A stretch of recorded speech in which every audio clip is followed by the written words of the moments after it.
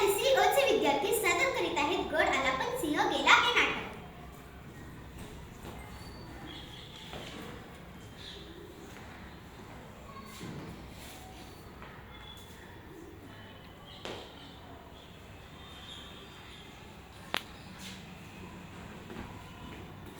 प्रणाम माँसाहेब. शिवबा, काय विचार करत आहात? कशाची चिंता वाटत आहे? कोंढाणा अजून आपल्या ताब्यात आला नाही. तो गड स्वराज्यासाठी अत्यंत महत्त्वाचा आहे. हो, आम्ही जातो राजे. मग विलंब कशाचा? किल्ला कठीण आहे, शत्रू बलवान आहे. कोंढाण्याचा किल्लेदार उदयबान राजपूत आहे.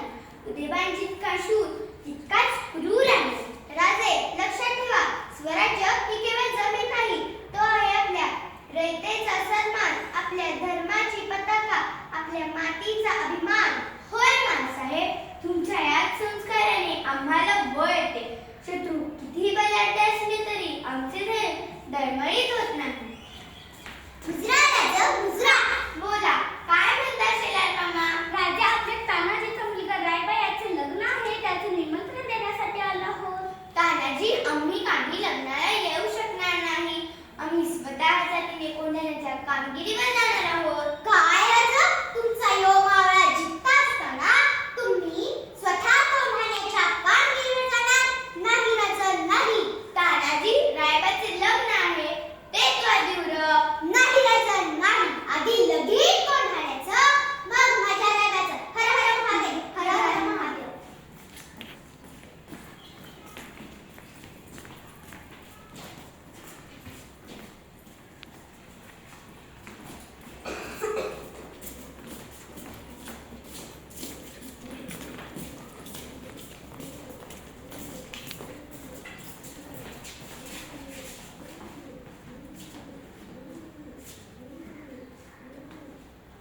सरदार, किल्ला खूप उंच आहे.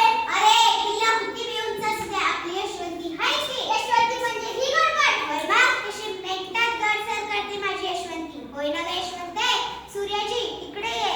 होय सरदार, तू 500 मावळे घेऊन कल्याण दरवाजापाशी ये. आम्ही इकड्यावरून आत किल्ल्यात प्रवेश करतो आणि दरवाजा उघडतो. मग तुम्ही सारे आत या आणि शत्रूवर तुटून पडा. होय सरदार, आम्ही शत्रूला पळतामुळी जोडी करू. चला मग कामाला लागूया.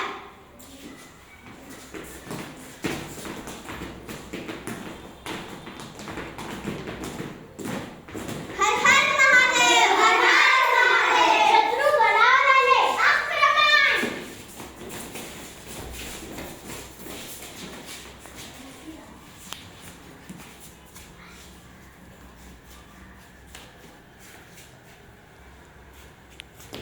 अरे, आपले सरदार पडले. आता आपण काय करायचं? चला गडाखाली जाऊयात. थांबा कड्यांनो, महाकाली फिरा. अरे, तुमचा बाप इथे मरून पडलाय आणि तुम्ही भित्र्या भागूबाईसारखे पडताय. या कड्याचा दोरच कापून टाकतो. एक तर या कड्यावर उड्या मारून जीव द्या, नाहीतर शत्रूवर तुटून पडा. होय सरदार, होय सरदार. हर हर महादेव, हर हर महादेव.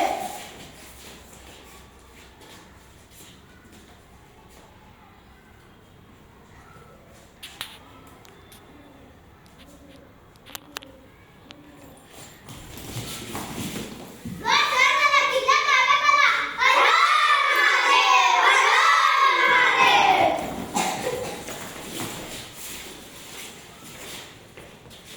मुजला राजे, मुजला.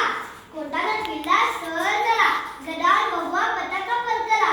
जगदंब जगदंब. पण काय? महाराज सरदार तानाजी मालुसले गेले. जगदंब जगदंब. गड ताब्यात आला, पण सिंहासारखा माझा तानाजी गेला. तानाजी, तुझ्यासारखा शूर पुन्हा होणार नाही. तुझे बलिदान व्यर्थ जाणार नाही.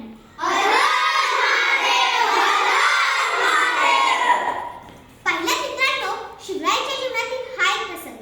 शूर तानाजीने आपल्या प्राणाची आहुती देऊन स्वराज्याची पताका फडकवली. तानाजी असो, बाजी असो किंवा मुरारबाजी असो, या साऱ्या मावळ्यांनी आपल्या राज्यासाठी, आपल्या स्वराज्यासाठी पराक्रमाची शर्त केली. धन्य ते शिवराय आणि धन्य ते मावळे. जय